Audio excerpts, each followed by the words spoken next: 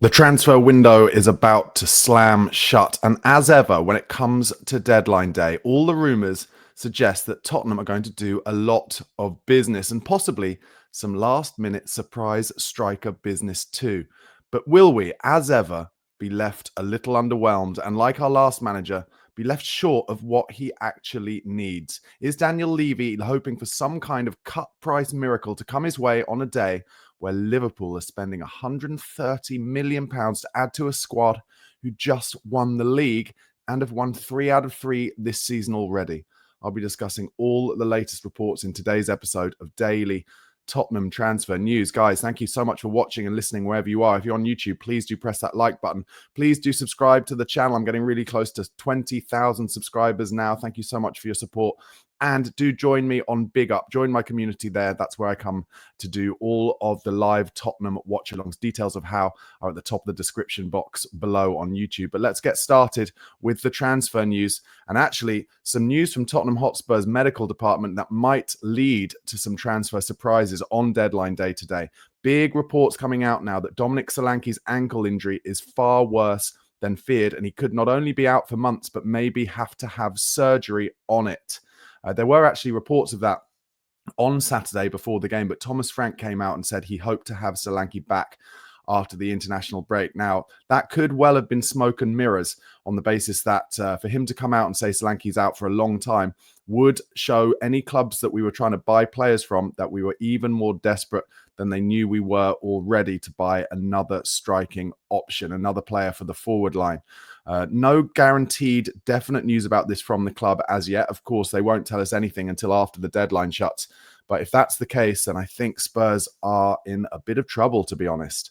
Richarlison didn't have a great game at the weekend. We know that he is a little bit paper thin when it comes to staying fit. Listen, if we can get Richarlison fit playing every game and make chances for him and get him scoring goals, he's a streaky player. He could go on a run of scoring, 8 in 10 games or whatever while Solanke gets fit. But is that too much of a risk? Are there going to be opportunities for Matthias Tell to come in? He nearly scored that brilliant goal when he came off the bench at the weekend, but I don't see him as a starting number 9 in the Premier League yet. One of the biggest problems we had in the game at the weekend against Bournemouth was our inability to hold the ball up in that number 9 position.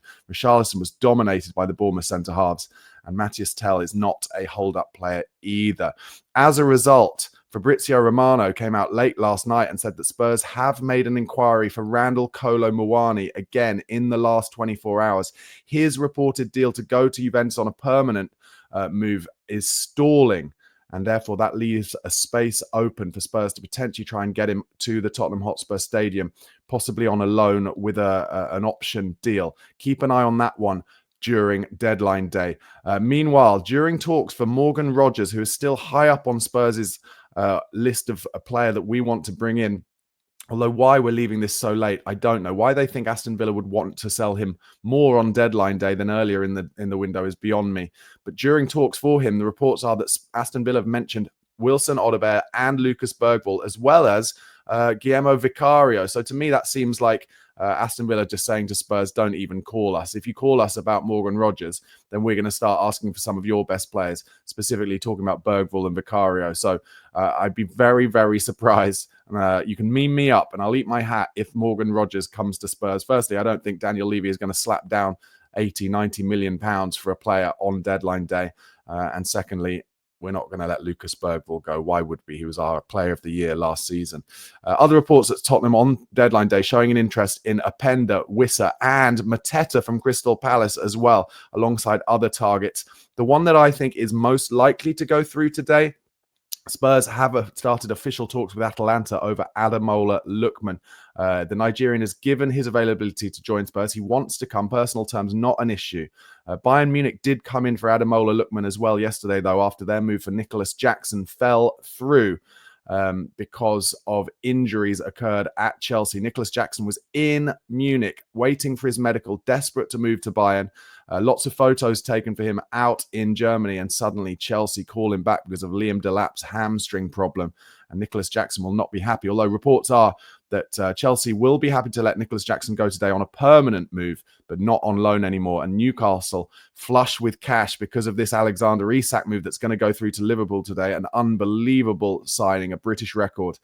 They may go back in for Nicholas Jackson today as well. That would leave them with a couple of tasty number 9s after they brought the big German kind of Peter Croucher-like, what's his name, Voltemade, I think, from Stuttgart the other day for 85 million euros.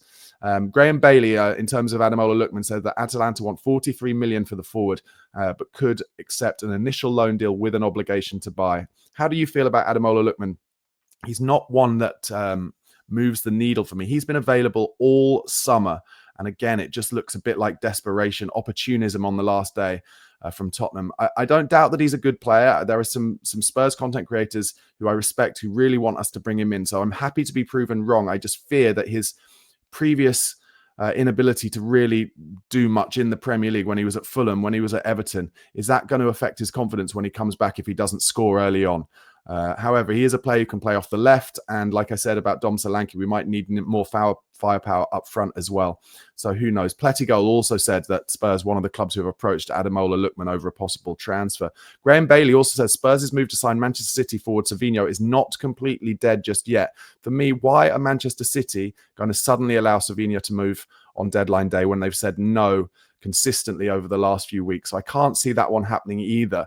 But if it did, that is one that I think would move the needle with Spurs fans. I think that would make Spurs fans feel like we've had an exceptional window if we got a Savinho in on the last day. But even if that happened, you look at Arsenal having bought 7 players, Liverpool having spent over 300 million, having just won the league. Yeah, I mean, Tottenham just being left behind. One that would really excite me, and I've wondered why we haven't gone in for him earlier. Miguel Delaney saying that Rafael Leao of Milan has been raised as an option, but it's seen as a difficult deal to do on deadline day. He is a player who I think would be so excellent in the Premier League and at Spurs. But again, why are we going in for that bigger player so late in the window? It's panic stations over at the Tottenham Hotspur Stadium today, and as far as I'm concerned, they've only got themselves to blame. Fabrizio Romano also said that in the last day, Spurs made an inquiry about Benjamin Pavard on loan from Inter Milan. They are not up for that, but Pavard is a good player. I've always wondered why he's not come to the Premier League. Liverpool defender Joe Gomez, also on Tottenham's shortlisted defensive targets, according to Sky Sports. Joe Gomez, very talented player when he was young. He's always done okay at Liverpool, but mainly as a bench player. For me, I would rather us get in an Ake or an Akanji for Manchester City over Gomez, but I can see why we're going for him. I wonder if that's a deal that a move that Crystal Palace might try and make, though, if they lose their captain Mark Guehi to Liverpool today. Although the latest reports as of 8 o'clock this morning are that it's more likely that Mark Guehi will stay at Crystal Palace today, as Palace haven't got themselves a replacement yet. But things move very quickly on deadline day. Big chance that a lot of what I've said today might be void by the time you're watching this. As I said, I'm recording this at 8:25. But what I'm planning to do over deadline day today is, as and when big Spurs news comes through, I'm going to jump on live on YouTube and talk about it as it happens today. The deadline slam shuts, the window slam shuts at 7 o'clock tonight. Speaking of Akanji, it's Tottenham is his favoured destination if he's to leave Manchester City today. Lee Kang-in of PSG is another top target for Spurs. I mentioned him the other day in my videos. He is one I could imagine us getting through today as well, possibly on a loan deal. Keep your eyes on that one. And finally, another example of Daniel Levy getting his pants pulled down. Girona plan to buy Brian Hill after Tottenham cancel his contract, which is expected to happen in the next few days. Nobody willing to pay a fee for a player we paid over £20 million for, plus Eric Lamela. Add it to the list of Eric Dyer, add it to the list of Tanguy and Ndombele, all these players who we just terminated their contract for. And Spurs' ability to sell players has been so appalling over the last few years, during a time where you see Chelsea endlessly sell players who haven't played for their first team for 20 million, 25 million. Spurs cannot get any money in. All right, guys, before I go into some considered thoughts, or more considered thoughts, over the 1-0 loss to Bournemouth on Saturday, once again, please do like this video. If you're not already a subscriber to my channel, I'm nearing 20,000 subscribers. If you like the cut of my jib, the sound of my content, it's daily news and views from the Tottenham Hotspur Stadium and watch-alongs over on BigUp, guys, as well as interviews with some of the best Spurs content creators. Do press that subscribe button, press the notification bell, and help me get to that 20,000 subscriber mark. Really appreciate your support. And look, we had a bad result against Bournemouth on Saturday, but I'm confident under Thomas Frank that is going to be something that will be good for us in the long run. And we're going to have loads of exciting news and views from the Tottenham Hotspur Stadium this season. All right, so as I said, I'm going to offer up some more considered thoughts on that defeat to Bournemouth.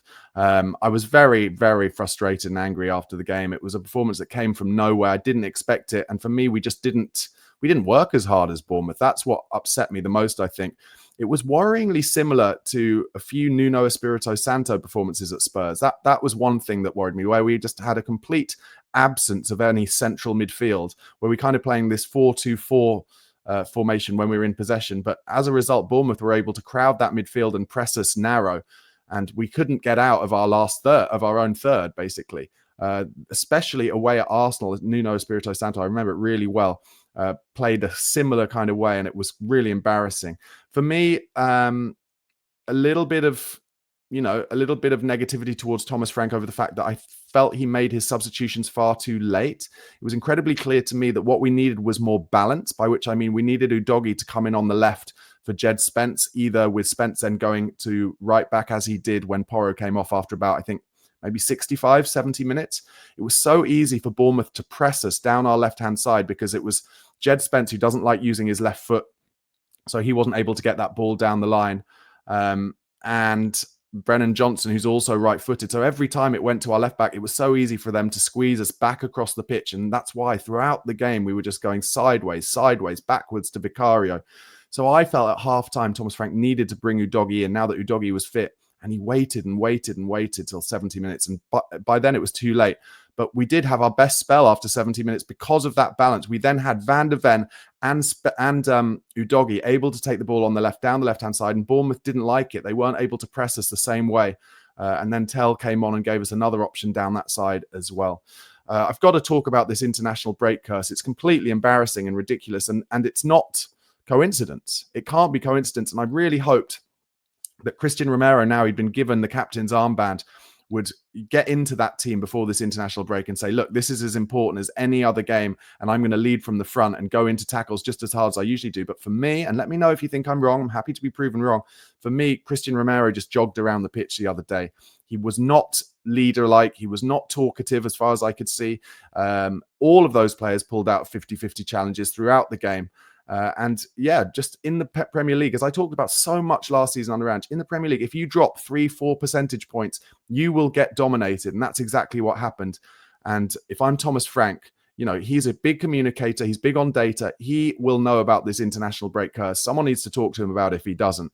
And he needs to get into those players because we need to end that. We also need to end this ridiculous post-Man City win curse. In the last, I think, 6-7 times we've beaten Man City, maybe as many as 9, we've gone on to lose the next game. Embarrassing. It's got to stop.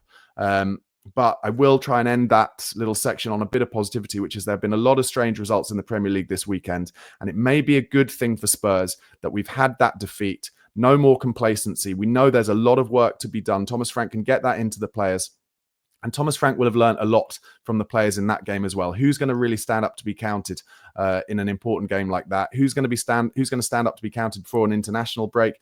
And what can he not do in those kind of games at home when we're expected to dominate the ball? We're expected to take the game to the opposition. Well, the way that he went about it in that game, it didn't work out for me. And I was thinking this before the game as well. I think we'd have done better to go with a 3 at the back and almost say to Bournemouth, you know, you come and break us down. Rather than let us try and keep possession of the ball and find ways to break you down, because we played into Bournemouth's hands. And a similar thing happened yesterday at the City ground. Nottingham Forest got absolutely battered by West Ham. Nottingham Forest, again, a team who struggle when they are supposed to be in possession of the ball and take the game to the opposition. And West Ham just played into West Ham's hands yesterday. And I think it might be a good thing for Spurs, with the fact that we've got West Ham away coming up next. The West Ham have got to win on the board. They're not going to sack Graham Potter just before our game now. And I think Thomas Frank, in a big London derby can go there and we should be able to do a number on West Ham. Let's see what happens. Thomas Frank did give some quotes after the game that I think are worth going into. He was asked whether the game against Bournemouth showed that there's still a lot of work to do on this squad. He said, yes, but it's not only making the squad the right level, it's also for us to not manage, but to play different games. There's one game against City, one kind of football, different kind of football against Burnley. Bournemouth, completely different kind of football, and all kinds of football you need to be able to perform against, and we struggled with it. I think that's an understatement, Thomas. Thomas was asked about the booing at the halftime from the fans. He said, I prefer them not to boo, but I understand. It was not a good performance today, and they have high expectations, which is absolutely fair. I think, let's say, if we perform even better and still lose the football match today, I don't think we hit the level we should have. I think the players gave everything, and then that's the foundation and put their hearts out there. But football-wise, we didn't hit our top level today. Yeah, he talks in a few interviews about, the players playing with their hearts out there and giving everything. I have to say I disagree, Thomas. I thought they were jogging about. It was like watching Man United. You see Man United a lot over the last few years, just jogging off the ball, not showing enough intensity or desire or motivation. And that's what Spurs were like against Bournemouth. That's what disappointed me the most. Thomas Frank was asked what the team were missing against Bournemouth. He said, we clearly didn't perform well today. We played against a very good Bournemouth team that we know can make it difficult for any team in the league. They played to their strengths. They did that very well, and we didn't handle it well. We knew exactly what they came with, and we trained for it for a week. It's a worry, isn't it? We just didn't handle it well enough in terms of the balls in behind, the second balls, duels in the middle of the park. That's the defensive side. And on the offensive side, we struggled to find good enough solutions to get through phase 1 and 2 so we could get up there and put a bit of pressure on them. We only did that in the last 15 minutes where we put on good pressure and could have equalised. I think over the game, it was fair that Bournemouth won. That is an understatement. Bournemouth should have won about 5 or 6-0. Honestly, I'm not even exaggerating. That's how good it was for them, in my opinion. He's right that we didn't win any of the first duels or the second balls in midfield. But for me, that's because Palhinha and Bentancur were nowhere to be seen in central midfield. They were just dominated. They had 4 playing up against them at times in that central midfield position. There was no chance for them. And it was a game, I felt, where we really missed James Maddison, who in those games quite regularly would come from the 10 position and try and take the game by the scruff of the neck by picking the ball up off his back 4. And that would maneuver around the opposition central midfielders. We really missed him in that game. And hopefully, all we can hope for is that Decky Kulusevski comes back soon, and that maybe Xavi Simons, when he gets into the team, will want to take the game by the scruff of the neck in a similar way and come and pick the ball up in those kind of games off the back 4, off Vicario. Thomas Frank was asked to reflect for the first 3 league games in charge. He said, I think 2 good performances and 1 bad, so I'd like to avoid the bad performances. I think the lower level was too low today, so that's what we need to raise. I think, again, work ethic and character in the team was good, but I think we lacked some football parts. Maybe he has to say that the work ethic was good because he can't throw his players under the bus publicly, but I can, and let me know if you agree in the comments. I just thought they didn't work hard enough. Thomas Frank was asked about whether the lack of creativity will be addressed by Xavi Simons coming in, or does he need more signings? He said, it's fair to say we didn't defend as well as we should do, and we have done in the first 3 games. I'm quite confident we'll come back to defend well again, but that could have helped massively. The creativity, yes, that's why we signed Simons, to have an extra offensive player. But I also think on the day, with all due respect to our offensive players, none of them hit a high level, and that happens sometimes. I'm very aware of that. I don't want to say it's okay, but it's natural. So he's trying to be calm. Fair enough. He's not coming out and doing an Ange Postecoglou and absolutely losing his shit, getting annoyed with the interviewer or anything like that. He's trying to remain calm, and that will help in the long run. Like I said earlier, hopefully in the long run, this will benefit us somehow. Thomas Frank was also asked on Spurs having a game like that where their team is struggling to break down an opposition. What can Xavi Simons bring to that? He says, I think he can bring on a day where I can say our structure building up and all that, because it's not only about that. Sometimes you need a player that can do something a little bit out of nothing, to go past a player, produce a cross, a shot, a pass with that extra quality you need on the day. And that's what I think he can bring. I want to talk about Pat Matsar, who's had such a brilliant start to the season, but was largely invisible in that game. Those are the kind of games where I think Pat needs to raise his level even more and show that technically, in terms of the small stuff, taking the ball in 5-yard little spaces, driving past a player, he can add that to his game. It's one thing, showing his engine and his legs in those games where, like Man City, like PSG, where we're expected not to win, not to have the ball, but he needs to show something more on the ball, I think, going forward, because his place is the place realistically most at threat from Simons. Thomas Frank was asked how excited he is to have signed Simons. He said, very excited, very happy. I think it was a great signing from the club. He can play number 10 or left wing. Those are the 2 main positions. And Thomas Frank was asked whether he's going to consider signing another centre forward because of Solanke's injury. He said, no, I would say not particularly. To have the 3 strikers in the squad can also cause a problem, as you can only play 1 at a time. It's a fine balance. I'm not saying we'll never go for another striker at another time, but I'm happy with Dom and Richarlison. Maybe he has to say that. If an opportunity comes for a Randall Kolo Muani today, I would think Tottenham would try and take it, especially as he's a player who can also play off the left. Meanwhile, one of our strikers on loan, Will Lancashire, scored his 2nd goal for Oxford at the weekend. So good luck, Will Lancashire. All right, guys. Like I said, as Tottenham news comes about on today's deadline day, I will jump on live to YouTube throughout the day. So keep an eye out for that. Please do give this video a like. Please do subscribe to the channel if you're not already a subscriber to it, and press that notification bell. Like I said, nearing 20,000 subscribers now. Would love your support for daily Tottenham news and views. And also come and join my community on BigUp. That's where I'm doing live watch-alongs for every Spurs game. Details are at the top of the description box below. Enjoy your transfer deadline day. Come on, you Spurs.